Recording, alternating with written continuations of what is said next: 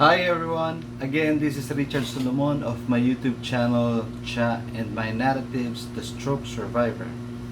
Okay, today I am gonna make a reaction video of Dr. Mobeen Syed's answers to 32 questions about IVM.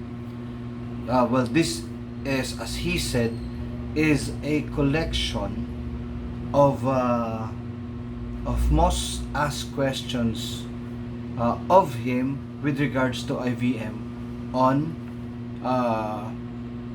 with regards to its prophylaxis use or its use on COVID prevention and treatment. Okay, so this is as a disclaimer, again, I am not a medical practitioner and I do not prescribe, I do not suggest protocols to be used by any one of you, and I am here only to react on his video and for educational purposes only, for information, dissemination, and hopefully to translate his explanations or his answer in a more simpler way or in a more layman's term.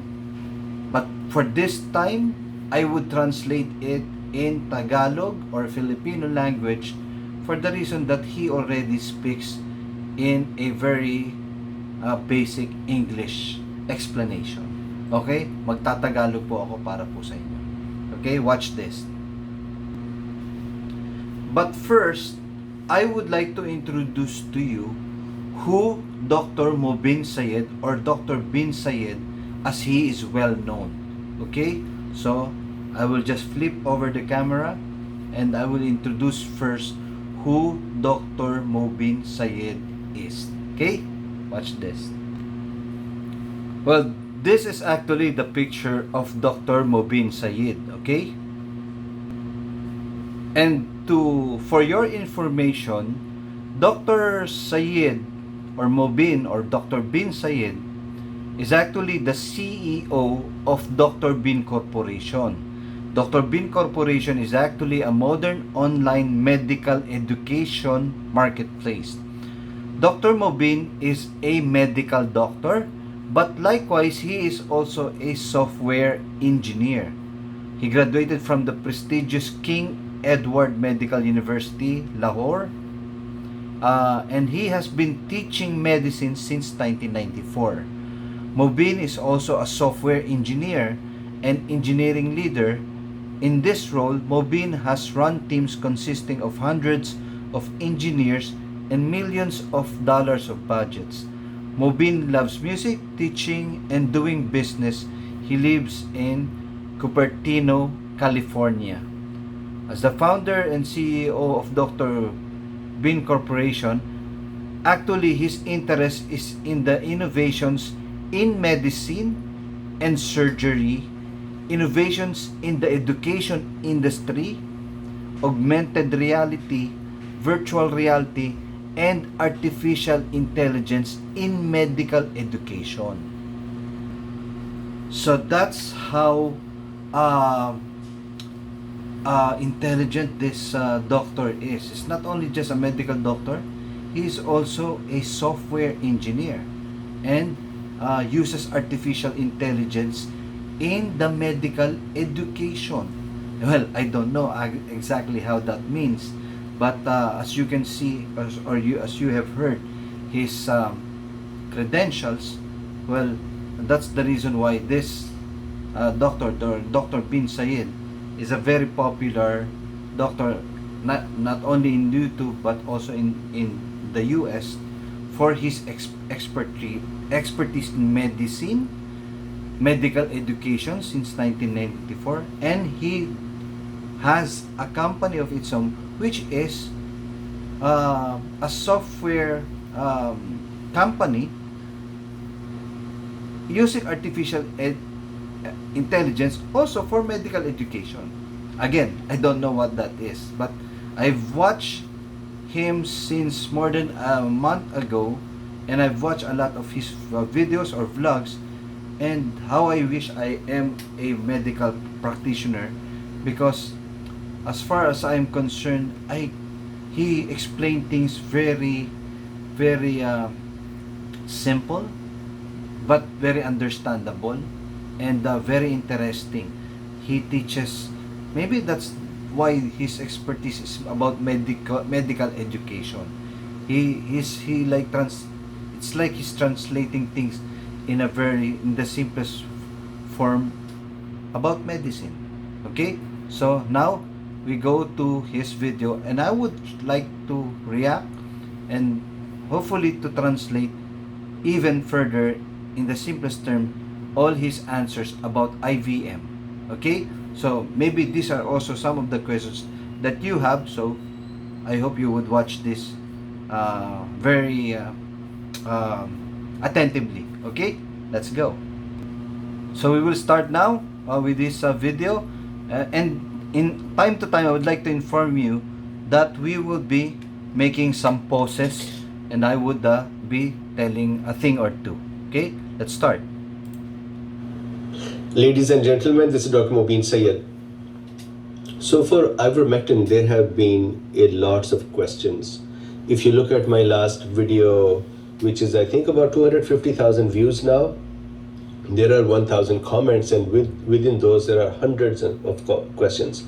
So what I did was today I went over majority of them, and I got those questions, and today I'm going to answer the top 33 of them. So I'll try, if this video becomes long, then we'll divide it into further videos, but majority of the common questions from that previous video are going to be answered here. So I'm hoping that these are in one place, so you can just share it as it is, and people who are going to use Ivermectin can have the answers in one package. So let's start. The question first, I have my iPad over here, and I'm going to be looking at that iPad and answering the question. So first question is, what if a person has meningitis had meningitis in the past and is now recovered? So for example, somebody said I was 3 months old, somebody said 3 years old, somebody said 10 years old, and so on, and now I'm 40 years or 50 years. So basic idea is very simple. If you have anybody has a current meningitis, they would actually be sitting in a hospital. So it is contraindicated with the active brain blood-brain barrier damage. For example, strokes, active stroke now, not last year, not 10 years ago, not 20 years ago. Now meningitis, not 3 years old, 5 years old, because blood-brain barrier would have repaired. Same is the case with the stroke as well. If the blood-brain barrier has not recovered, the person is not going to be sitting here talking with me. They'll be in a hospital. So the short answer, meningitis in a younger age, now recovered, no issues. Similarly, migraine headaches. Okay, I will pause first at medyo atras ko lang po na onte, no? Pause ko lang doon. With regards kasi, ang tanong kasi ay tungkol sa kung pwede bang mainom ang IVM sa mga tao. These are people with underlying, most questions dito ay mga taong may mga other underlying medical condition. Hindi yung mga normal na mga pasyente or persons katulad natin, no? So, ang unang tanong ay pwede daw ba yung IVM sa mga taong merong meningitis? Ang sagot po ang meningitis po, kung hindi niyo po nalalaman, pag may tis kasi ibig sabihin may inflammation, itis, no? Meningitis is the inflammation of the fluid and membrane. Ito po yung dito po sa brain natin, no? So meningitis, inflammation sa fluid and membrane. Ang sagot po kasi ay ito, kung yun ay current, ibig sabihin meningitis na active, currently nasa ospital yung pasyente na may meningitis, hindi po ito pwedeng ibigay, no, sa dahil nasa hospital siya at pinapagaling po ang kanyang sakit na meningitis. But if the person daw ay matagal na at gumaling na, has already recovered sa meningitis, ito daw ay pwede, no? So yun po ang simple explanation nun. Kasi hindi naman re-react ang Ivermectin o IVM sa taong fully recovered na sa meningitis. Okay, tuloy po natin. Second question. Meningitis in a younger age, now recovered, no issues. No issues. Similarly, migraine headaches. Folks have said, I have migraine headaches, can I take ivermectin? So yes, migraine headache has a pathology of blood vessel dilatation and then constriction, but it doesn't do much to the blood-brain barrier's competence itself. So yes, it can be taken with that. Encephalitis. Okay, yung sa mga migraine po, alam niyo naman po yung migraine, no? Yung meron siyang dilatation ng blood vessel sa ito yung sumasakit ng ulo, no, palagi, no, yung migraine, masakit sa ulo, masakit na yan yung nararamdaman mo sakit sa ulo, migraine ang tawag nyo. So pwede daw ba? Okay lang po. Okay, now third question is, encephalitis is actually inflammation of the brain tissue, which may include inflammation of the meninges or the blood-brain or the blood vessels, and it may cause blood-brain barrier to open up. So because of that, with encephalitis, I would not recommend ivermectin. Okay, hindi niya daw po nare-recommend ang IVM naman sa mga taong may encephalitis, lalo na ito ay current, nasa hospital. And again, all of these are the cases where you talk with your doctor as well. I'm providing more of an educational understanding of the ivermectin drug itself, for its mechanism of action and how does it work, not an advice to anyone. Please make sure that you talk with your doctor and then discuss this, and then you both should come at a conclusion for how to use it. Okay. Lagi po niyang binabanggit, throughout the video, lagi po niyang binabanggit, although he is a medical doctor and a medical practitioner and a medical educator, you would always, lagi niyo maririnig po sa kanya na sinasabi niyang, again, sa bawat cases, you consult this also with your doctor, may they be a personal or doctor na po, na kung saan ka po kayo nagpapatingin, no? Mag-consult pa rin po kayo ng doctor, because as I've said, maski siya, sinasabi niya rin dito na this is for educational purposes and for information dissemination. There was a question that I have tinnitus and hyperacusis, can it make it worse? So we do not know. Okay, ayan po, tinnitus and hyperacusis. Ang tinnitus po, actually kaya alam ko yan, ay meron po ako niyan since nung na-stroke po ako 6 years ago, no? Tinnitus is actually the ringing of the ear, and hyperacusis naman po is actually a hearing disorder sensitivity, which is very sensitive to sound, no? So magkaiba po yung tinnitus, ringing of the ear, and hyperacusis is a hearing disorder or too much sensitivity to sound. So magkaiba po yan. So tinatanong rin po kung pwede daw po bang IVM sa may mga tinnitus at hyperacusis. Usually ivermectin does not cross the blood-brain barrier, and so it does not have effect on the nervous system tissue. So ideally it should not do it. I normally try it that if I have some concern with some patient, I start it in lesser therapeutic dose. For example, instead of 12 milligram, let's say for a 70 kilogram person, instead of 12 milligram, I'll give them 6 milligram. And then... Okay, ang advice niya po, usually, sa 12 milligram, katulad ako 12 milligram, ina-advise niya na para mang ikalahati lang yung dose. So, 6 see milligrams. What happens the next day. If they're okay, I'll give them another 6 milligram within 24 hours and see what happens. And if they feel that there is some problem that occurred, we would either give a greater gap or just not use it. So you can, with your doctor's help, try it in this way. At sa akin po, so far wala naman po akong hindi maganda experience kahit ako'y meron tinnitus. I've said it in my vlogs kung ano lang yung mga nararamdaman ko o nakikita ko mga side effects, at so far wala naman po sa apekto masyado sa akin with regards to my tinnitus. Opo. Then there is, can Alzheimer's patient take ivermectin? Yes. Alzheimer is a disease of the brain tissue itself and not. Okay, ano po ba yung Alzheimer's? Alzheimer's is a progressive neurologic disorder that causes the brain to shrink po. No? Ito po yung tinatawag na atrophy. And brain cells to die. So, habang tumatagal po, progressive po kasi ang tuloy-tuloy. Ibig sabihin, progressive, pwedeng tumuloy-tuloy. Ang neurologic disorder neto sa tao that causes the brain, nagsishrink po yung lumiliit po yung brain, nagsishrink. Atrophy ang tawag doon. At pwede pong umabot sa the brain cells die eventually. Yan po ang Alzheimer's. Not the blood-brain barrier, so yes, they can take it.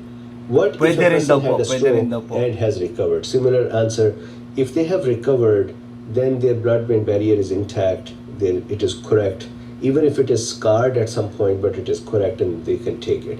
A person with the active stroke who may be in the hospital or in the rehabilitation, whose blood-brain barrier may be impacted, there one has to be more careful. Okay. With that, babaliktarin ko lang po ito. No? Ako po actually, as most of you have known me, no? As I've said time and again, I am a stroke survivor because I had a stroke 6 years ago in Hong Kong, and nagkaroon po ako ng ischemic. My stroke is actually ischemic stroke. Meron pong pumutok dito sa blood vessel ko riyan, no? At nagkaroon ng pagdurugo noon. Buti eventually in just a day's time na hindi po natuloy yung pagdurugo, at hindi na po nabuksan yung ulo ko, no. So I had a stroke 6 years ago, and that's the reason why I was confident that that was a long time. That's the reason why I was confident of taking IVM as prophylaxis po, no. Okay, so yun lang po. So, at sinasabi nga rin po dito ni Dr. Bin Syed ay pwede po ang IVM sa mga na-stroke.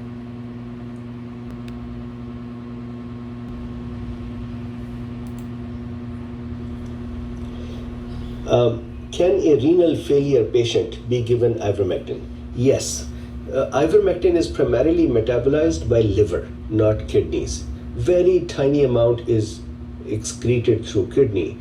So because of that, renal failure patients or compromised renal function patients can take ivermectin. On the other hand, if somebody has a liver failure or liver issue, they should adjust their ivermectin. Similarly, if they're taking some drugs that can inhibit the liver enzymes, they should care for the ivermectin and change the dose. Okay, ang tanong ay kung pwede daw ba ito sa may mga renal failure patient ang IVM. Ang sabi nga ay ang IVM naman is metabolized sa liver at hindi by the liver at hindi sa kidney, no? So pwede naman daw po ang IVM para sa patients with renal failure, but with the patients with the liver issues, medyo kailangan po ng pag-iingat at kailangan ikonsulta po sa doktor. Or if they're taking blood thinners like warfarin, which is also liver heavy in its function or functional metabolic needs, then the ivermectin dose need to be reduced. But for renal issues, ivermectin is okay. Blood thinners and ivermectin. So I just talked about it. Warfarin-like things. Those blood thinners normally work with liver, and they can increase the effect of ivermectin, and ivermectin can increase their effect of blood thinning, so the dose adjustment is needed. Okay, ano po ba yung blood thinners? Katulad po yung sinasabi niya, warfarin. Katulad ng aspirin is also a blood thinner, no? Yung ibig sabihin ng blood thinners, yung nagpapalabnaw na po ng dugo, no? So, sabi niya, ang blood thinners with IVM, blood thinners can increase the potency of IVM, and so is with IVM to the blood thinners. So, ang advice niya is, again, a care should be taken into consideration with regards to the administration or taking of IVM. Again, you consult your doctor. Will ivermectin create antibodies? So this is somebody who had asked this question, that if I take ivermectin, will I develop antibodies? So I think that they are incorrectly thinking that this may be a vaccine. Ivermectin is not a vaccine, so it cannot create antibodies. Having said that, if somebody is on an ivermectin prophylaxis and during that time they became sick, and fortunately if they did not become too severely sick and recovered, then with ivermectin's help they may not become severely sick and they would develop antibodies because our immune system is working normally. But ivermectin itself does not help produce antibodies. Okay. Ang maganda po yung tanong, no? Yung Ivermectin daw po ba, or IVM, ay nagpo-produce ng antibodies, no? Antibodies nga, yung sinasabi lumalaban sa mga antigens o yung mga pathogens mo, yung mga disease-carrying organisms like bacteria or virus. So, ang sagot po ni Dr. Bin, hindi po siya nagke-create na antibodies dahil unang-una, hindi naman ang IVM or Ivermectin is not actually just like vaccines. Ang vaccines po ay nagpo-produce ng antibodies. Pero po, wag niyo pong i-associate ang IVM sa vaccines. Magkaiba po sila, no? So, yun po yung sagot niya. How many days can I take ivermectin? This is a very important question, and we actually don't have an answer. This question is also very similar to how long should I take the prophylaxis. So of course the idea of prophylaxis is that you continue till the pandemic is over. So now, can we continue to take ivermectin for year, 1 year long, 2 year long, and on weekly basis, and would it be okay? We don't know. We have not used this drug in people like this before.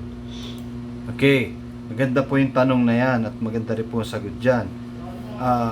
Kung ang IVM daw po ay pwedeng inumin ng napakatagal na panahon, katulad po si Dr. Bin Syed, siya po ay has been taking it for 6 months and a year na po, no? So medyo matagal na po siya na umiinom niyan as prophylaxis also, aside na nabakunahan na po siya, no? So anong ibig sabihin? Ang sinasabi niya po ay hindi niya po masasabi sa ngayon if you or anyone could take it for a long time as prophylaxis. Dahil ngayon pa lang naman po niya na nasusubukan ang IVM, Ivermectin, for the prevention and treatment of COVID, either for as prophylaxis or treatment. So wala pa po enough na data until such time na marami na po nakagamit at kung ito ba ay may side effects in the future or wala. So, yan po ay to be seen later on. But as of now, katulad siya na nagsasabing nagamit niya na to ng mahaba-habang panahon for a year, so far wala naman siyang na nararanasan pa ng mga side effects. So, he just continues it. So, kung sakali nga daw na meron kayong mararamdaman na mga side effects, dapat ay itigil nyo. Doon nyo at least itigil kasi any side effects for that matter, if it is experienced continuously, is not good, of course. So because of that, we do not know. So far, there have been people, including me, who have used it for months and now some for a year, and they didn't have an issue. So can I predict how long they can be taking it? No. But what would happen is if you're taking it, you just keep an eye on the side effects. If you start developing side effects, then reduce the dose or increase the gap between the dose or leave it altogether. Okay. Dyan po muna tayo magtatapos ng aking reaction sa sa at least 10 katanungan. There are 32. I might do this 2 parts or 3 parts series po, no? As I've said, this is for educational or information dissemination purposes only. I'm not here to prescribe because I'm not a medical practitioner. I don't do that.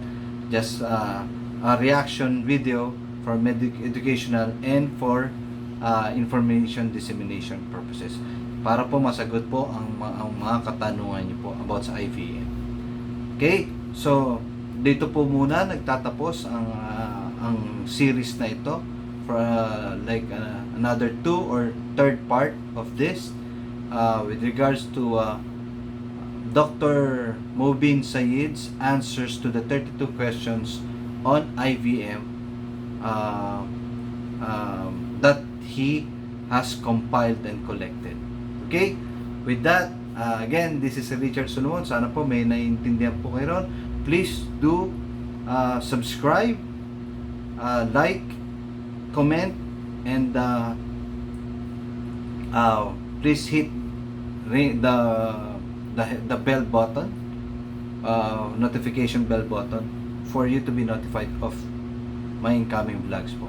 Okay, with that, again, as I always say, peace, God bless, and love one another, more so your families. Bye for now. Thank you.